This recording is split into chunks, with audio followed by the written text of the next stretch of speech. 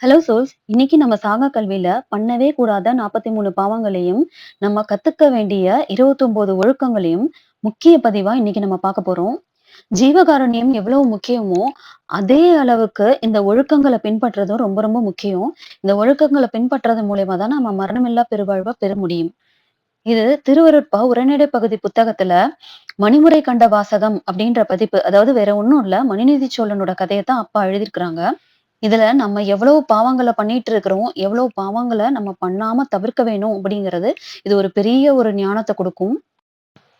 நல்லோர் மனதை நடுங்கச் செய்தேனோ, வலிய வழக்கிட்டு மானம் கெடுத்தேனோ, தானம் கொடுப்போரைத் தடுத்து நின்றேனோ, கலந்த சிநேகிதரைக் கலகம் செஞ்சேனோ, மனமொத்த நட்புக்கு வஞ்சகம் வைத்தேனோ, குடிவரி உயர்த்திக் கொள்ளை கொண்டேனோ, ஏழைகள் வயிறு எரியச் செய்தேனோ, தருமம் பாராது தண்டனை செய்தேனோ, மண்ணோரம் பேசி வாழ்வழித்தேனோ, உயிர்கொலை செய்வோர்க்கு உபகாரம் செய்தேனோ, களவு செய்வோர்க்கு உளவு சொன்னேனோ, பொருளை இச்சித்துப் பொய் சொன்னேனோ, ஆசை காட்டி மோசம் செய்தேனோ, வரவு போக்கொழிய வழியடைத்தேனோ, வேலையிட்டுக் கூலி குறைத்தேனோ, பசித்தோர் முகத்தைப் பாராதிருந்தேனோ, இரப்போர்க்குப் பிச்சையில்லை என்றேனோ, கோள் சொல்லிக் குடும்பம் கலைத்தேனோ, நட்டாற்றில் கையை நழுவ விட்டேனோ, கலங்கி ஒளிந்தோரைக் காட்டிக் கொடுத்தேனோ, கற்பழிந்தவளைக் கலந்திருந்தேனோ, காவல் கொண்டிருந்த கன்னியை அழித்தேனோ, கணவன் வழி நிற்போரைக் கற்பழித்தேனோ, கருப்பமழித்துக் களித்திருந்தேனோ,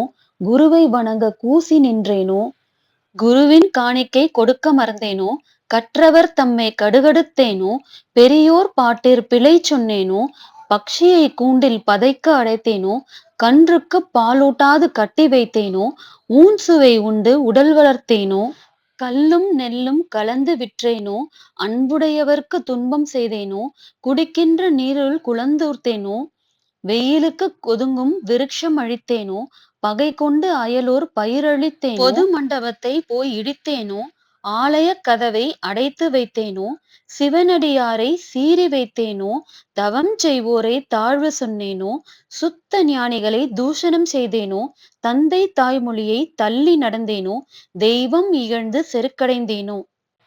பண்ணவே கூடாத 43 பாவங்கள பத்தி பார்த்தோம். இப்ப நம்ம கடைப்பிடிக்க வேண்டிய முக்கிய 29 ஒழுக்கங்கள பத்தி பார்க்க போறோம். அதுல முதல் ஒழுக்கம் இந்திரிய ஒழுக்கம். அதுல முதலாவது என்னன்னா, கொடிய சொற்களை நம் காது கேட்கக்கூடாது. இறை தோத்திரங்களையே கேட்க வேண்டும். 2வது, எல்லா உயிர்களின் உடல்களும் இறைவனின் திருக்கோயில் என்ற உணர்வுடன் கருணையோடு பழக வேண்டும். 3வது, நம்மளோட கண்கள் கோபம், காமம், வெறுப்பு, விருப்பு இந்த மாதிரி உணர்வுகளால் பார்க்காமல் எல்லாரையும் தயவோடு பார்க்க வேண்டும். நமது நாக்கு ருசியை விரும்பி உண்ணவே கூடாது. நமது மூக்கு நறுமணத்தை விரும்பி சென்று நுகரக்கூடாது. எப்போதும் இனிய முகத்தோடு இன்சொற்களையே பேச வேண்டும். பொய் சொல்லாதிருத்தல். ஆனால் உயிர்களை ஆபத்திலிருந்து காக்க பொய் என்னும் தந்திரத்தை பயன்படுத்தலாம். உயிர்களுக்கு துன்பம் ஏற்படும் போது எவ்வித தந்திரத்திலாவது அதை நாம் தடுக்க வேண்டும். நல்லொழுக்கமும் கருணையும் பின்பற்றிய பெரியவர்கள் இருக்கும் இடத்திற்கு சென்று நாம் பயன்பெறலாம். உயிர்களுக்கு உதவி செய்யும் பொருட்டு சாதுக்கள் வாழும் இடத்திற்கு கோவிலுக்கு செல்லுதல். நல்ல முயற்சியில் சம்பாதித்து எடுத்து பிற உயிர்க்கு உதவும் பொருட்டு கொடுத்தல். அளவுடன் சாத்வீகமான நன்மை பயக்கக்கூடிய தாவரங்களையே உண்ண வேண்டும். இது இல்லத்தார்களுக்கு அளவுடன் புணர்ச்சி இன்பத்தை அனுபவிக்க வேண்டும். 16 நாட்களுக்கு ஒரு முறை மட்டுமே தேக சம்பந்தத்தில் ஈடுபட வேண்டும். உடல் கழிவு தொல்லை தராதவாறு தடைப்படாமல் பார்த்துக்கொள்ள வேண்டும். தவறான வழிகளில் உயிர் சக்தியை வெளியேற்றாமல் காத்துக்கொள்ள வேண்டும். எந்த வகையிலும் சுக்கிலமான உயிர் சக்தியை வெளிப்படுத்தாது காத்தல் வேண்டும். பக்குவமுடைய இல்லறத்தார் குழந்தை பேருக்காக மட்டுமே சுக்கிலத்தை வெளிப்படுத்த வேண்டும். எப்பொழுதும் உச்சி, மார்பு, பிறப்புறுப்பு போன்ற உறுப்புகளை நம் கவசத்தால் அதாவது ஆடைகளை கொண்டு மறைத்தல் வேண்டும். நடக்கும்போது வெறும் காலில் நடக்கக்கூடாது. எப்பொழுதும் சுத்தமான துவைத்த ஆடைகளையே உடுத்த வேண்டும். அடுத்து கரண ஒழுக்கத்தை பத்தி பார்ப்போம். அதாவது நம்ம மனம், புத்தி, சித்தம், அகங்காரம் முதலியவற்றை நல்லொழுக்கத்தில் பழகுவது. நம்மளோட மனதை அறிவின் மயமாக்கி எப்போதும் மனதை புருவ மத்தியில் நிறுத்த வேண்டும். தீய விஷயங்களை மனது செல்லாது தவிர்த்திட வேண்டும். மற்றவர்களை பற்றி புறம் பேசக்கூடாது. பிறர் குற்றம் விசாரித்தாது இருத்தல் வேண்டும். பிறர் மீது கோபம் கொள்ளாது இருத்தல் வேண்டும். அதேபோல மனம் தன்னை பெருமிதமாக எண்ணி அகங்கரிக்க கூடாது.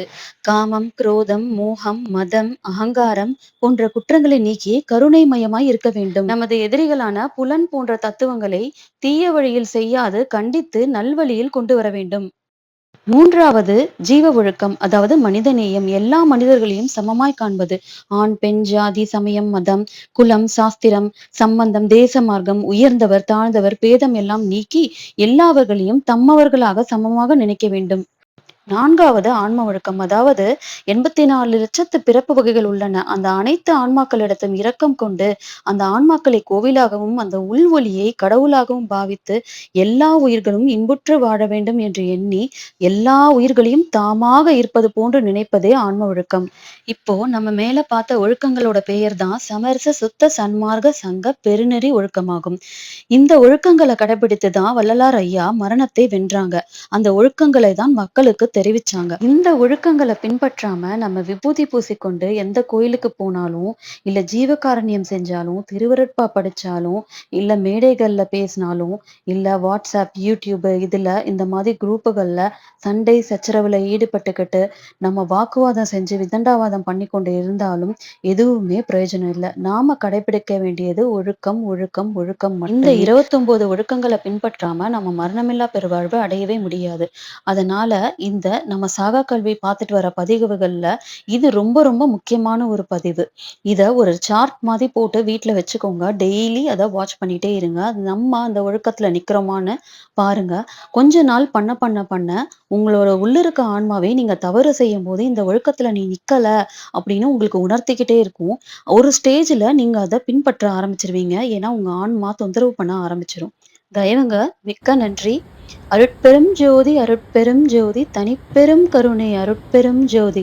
எல்லா உயிர்களும் இன்புற்று வாழ்க.